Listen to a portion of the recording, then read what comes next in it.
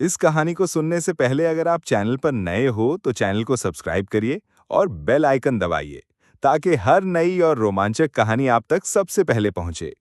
सुनो हिंदी स्टोरी, हर कहानी एक नया अनुभव।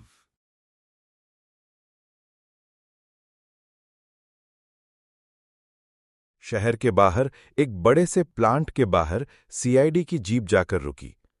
CID inspector Arjun assistant Kapil के साथ अंदर गया और उसने देखा कि आसपास कुछ लोग खड़े थे। कपिल ने भीड़ को साइड किया और देखने लगा। वो लाश बड़ी ही अजीब कंडीशन में थी। चेहरा चाकू से पूरी तरह बिगाड़ा गया था और मुंह को बांध दिया गया था। इंस्पेक्टर अर्जुन ने कहा, इसकी बीवी नंदिता को सीआईडी ऑफिस बुलवाओ, लाश को पोस्टमार्टम के लिए भेजो। सीआईडी ऑफिस में इंस्पेक्टर अर्जुन बैठा था, तभी नंदिता आई। उसने अपने पति आलोक की लाश देखी तो उसका रो रो कर बुरा हाल हो गया। पूछताछ में नंदिता ने बताया, आलोक की किसी से दुश्मनी नहीं थी, लेकिन कुछ वक्त से वो बहुत परेशान था। एक रात मैंने सुना कि वो बालकनी में किसी से कह रहा था, मुझे ब्लैकमेल करना बंद करो। सीआईडी टीम आलोक के कॉलेज पहुंची, जहां वो प्रोफेसर था। वहां सहकर्मियों और प्रिंसिपल से बातचीत करने पर पता चला कि आलोक शांत और मिलनसार था, लेकिन एक प्रोफेसर ने बताया, आलोक की बीवी नंदिता ही उसे मार सकती है। उनकी शादीशुदा जिंदगी ठीक नहीं थी। आलोक तलाक चाहता था, लेकिन नंदिता के पिता बहुत बड़े आदमी थे, इसलिए रिश्ता मजबूरी में चल रहा था। सीआईडी ने नंदिता से दोबारा पूछताछ की। नंदिता बोली, पति पत्नी में झगड़े होते हैं, इसका मतलब ये नहीं कि मैंने कत्ल कर दिया। अगर मैंने किया होता तो खुद क्यों सीआईडी ऑफिस आती। लेकिन सीआईडी संतुष्ट नहीं हुई। नंदिता पर नजर रखी जाने लगी। आलोक और नंदिता के कॉल डिटेल्स निकलवाए गए।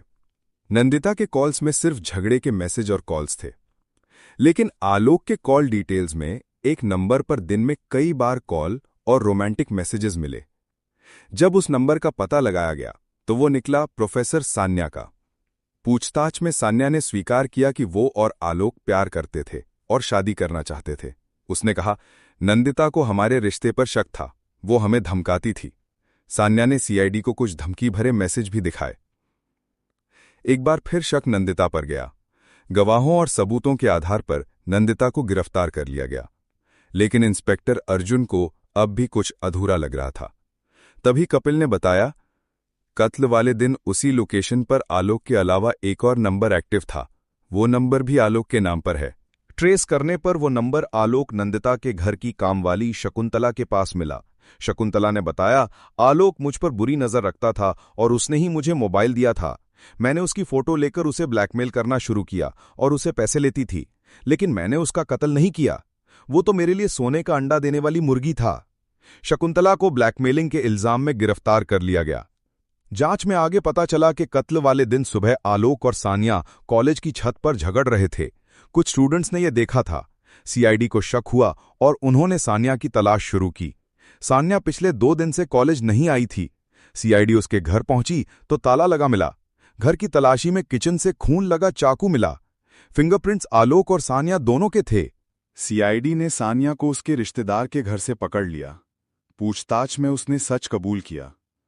मैं और आलोक प्यार करते थे, लेकिन वो मुझे धोखा दे रहा था। वो कामवाली से भी मिलता था। उस दिन मैंने उसका पीछा किया और देखा कि वो उसी औरत से मिला। गुस्से में मैंने चाकू से उस पर वार कर दिया और पहचान छिपाने के लिए उसका चेहरा बिगाड़ दिया। सच सामने आ गया।